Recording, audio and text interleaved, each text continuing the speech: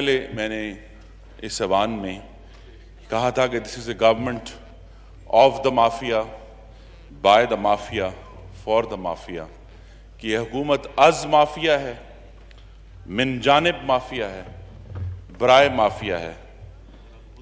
कल रात माफिया एक दफा फिर जीत गया, हुकूमत अपने घुटनों पर नजर आई, हुकूमत सहूलतकार बन रही है माफिया की। और जिस तरह मेरे भाई कादर पटेल साहब ने कहा, 34% इंक्रीज पाकिस्तान की तारीख में नहीं हुआ। तो एक तो माफिया की ये जीत हुई रात को, दूसरा जनाब speaker, I smell panic on the treasury benches. सरासीमगी का ताफुन उठ रहा है हुकूमती बेंचों से कि 4 दिन इंतजार नहीं हुआ आपसे। इसका मतलब है रेवेन्यू की हालत जमीन में धंस गई है कि आपको 4 दिन पहले कीमत बढ़ानी पड़ गई। माफिया को 4 दिन बाद भी आप अकोमोडेट कर सकते थे, लेकिन 4 दिन पहले ये जो पैनिक है, अब इसकी बू यहां तक आना शुरू हो गई जनाब चेयरमैन।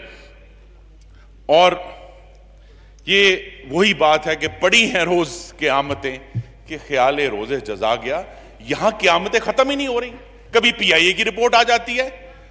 जनाब चेयरमैन, हमारे लिए फिक्र का मुकाम होना चाहिए कि ये जो पायलट जिनकी क्वालिफिकेशंस के ऊपर शक डाल दिया गया है, ये सिर्फ पाकिस्तान में नहीं पूरे मुल्क में है। और आज खबर आई है कि कुवैत ने और कतर ने और एमिरेट्स एयरलाइंस ने हमारे कम से कम 10 पायलट्स और 56 इंजीनियर्स ग्राउंड कर दिए। तो अवाम का गला घूंट दिया वहां, उधर से अपनी नाअहली को छुपाने के लिए एक दफा फिर पायलट्स के ऊपर बात डाल दी। लेकिन अगर हम इंटीरियर पर आए जनाब चेयरमैन,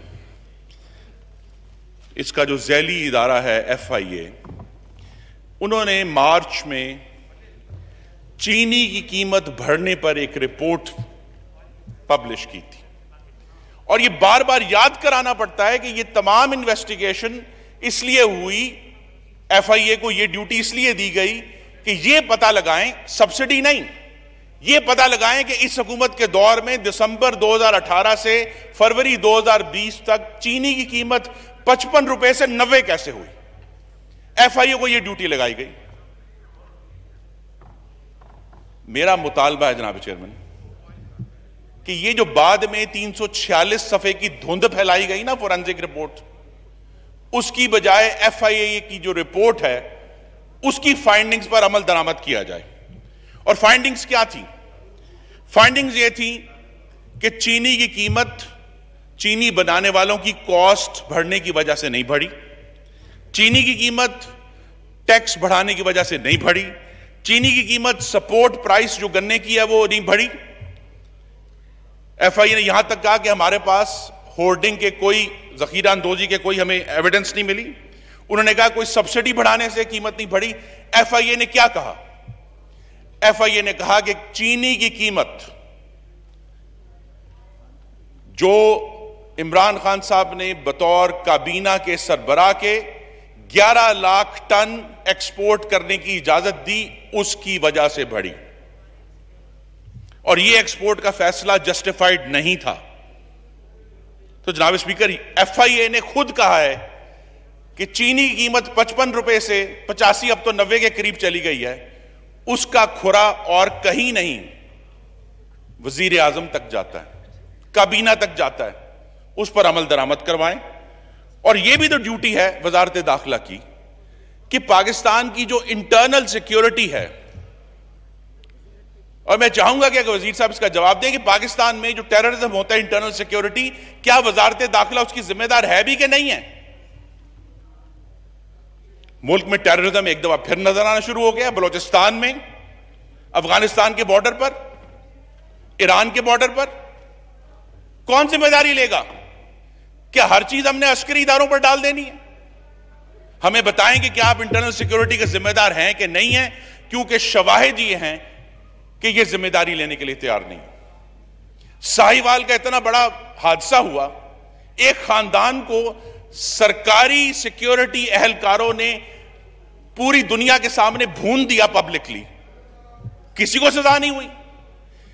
इस्लामाबाद कैपिटल टेरिटरी जिसकी जिम्मेदारी इंटीरियर डिवीजन के ऊपर है, उसके दरमियान से ताहिर दावड़ को अगवा किया, उसकी लाश अफगानिस्तान से मिली, कौन जिम्मेदार है? इतना बड़ा वाकया गवादर में टेररिज्म का हुआ, पर्ल कॉन्टिनेंटल होटल में, उसकी जिम्मेदारी किसने ली है?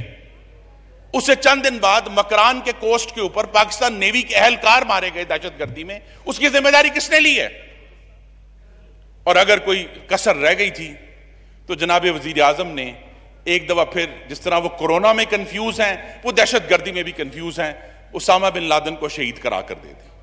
जो 26,000 पाकिस्तानी शहीद हुए हैं, 50,000 पाकिस्तानी जख्मी हुए हैं, अपाहज हुए हैं, उनके लिए एक ताजियाना था ये बयान। तो ये जो कंफ्यूजन है इसको दूर करें। और आखिरी बात जनाब स्पीकर, जनाब चेयरमैन, आपकी इजाजत से करूंगा।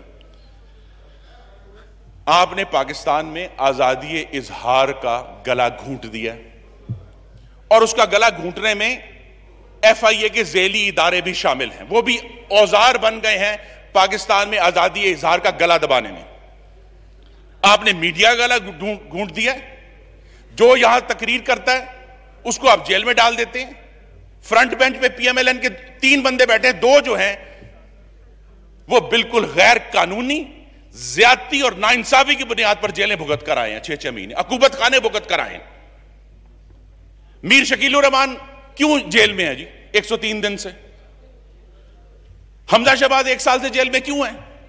क्योंकि सरकार की सिक्योरिटी के इदारे, जिनमें इंटीरियर डिवीजन भी शामिल है, औजार बन गए हैं फ्रीडम ऑफ एक्सप्रेशन को रोकने के लिए, आजादी इजहार को रोकने के लिए। जनाब स्पीकर, जनाब चेयरमैन, आजादी इजहार, तनकीद का इजहार वो ऑक्सीजन है जो जमहूरियत को सांस लेने के लिए जरूरी है।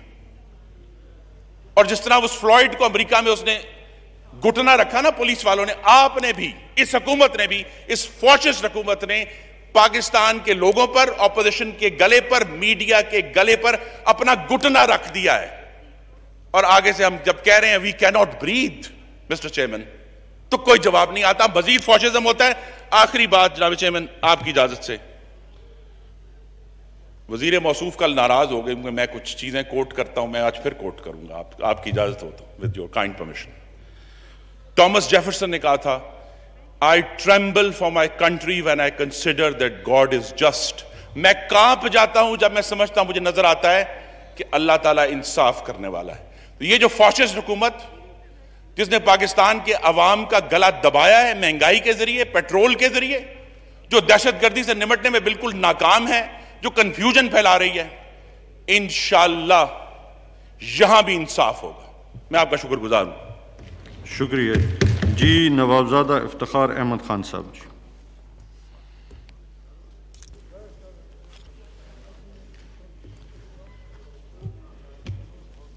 शुक्रिया जनाब स्पीकर, आपने कटौती की तारीख पर बात करने का मौका दिया। जनाब स्पीकर, गुजारिश है कि पंजाब हमारे मुल्क का आबादी के लिहाज से सबसे बड़ा सूबा है। पंजाब में अमन अमान की सूरत हाल बेहतर नहीं है। यहाँ पर हलाकतों, तावान, अजमत दरी की बढ़ती हुई वारदातों से लोग परेशान हैं।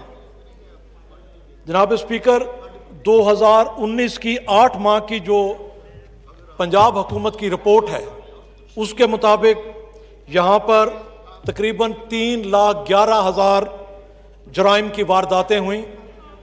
इसके अलावा कत्ल व गारतगरी की तकरीबन 5,510 वारदातें हुई और अगवा बराए तावान की 8,600 वारदातें हुई। अजमत दरी की 200 से ज़्यादा वारदातें हुई और इज्तमाही अजमत दरी तकरीबन 104 वारदातें हुई। जनाब स्पीकर, ये चीज़ें बहुत ही अलार्मिंग हैं। हुकूमत law and order in the house please. Raj साहब प्लीज अपनी सोशल डिस्टेंस को भी कायम रखें और अपनी चेयर्स को। जी राज साहब, आपने अगर बातचीत करनी है तो अंदर लॉबी में चले जाएं काइंडली। जी राज साहब बैठे, तशरीफ रखें।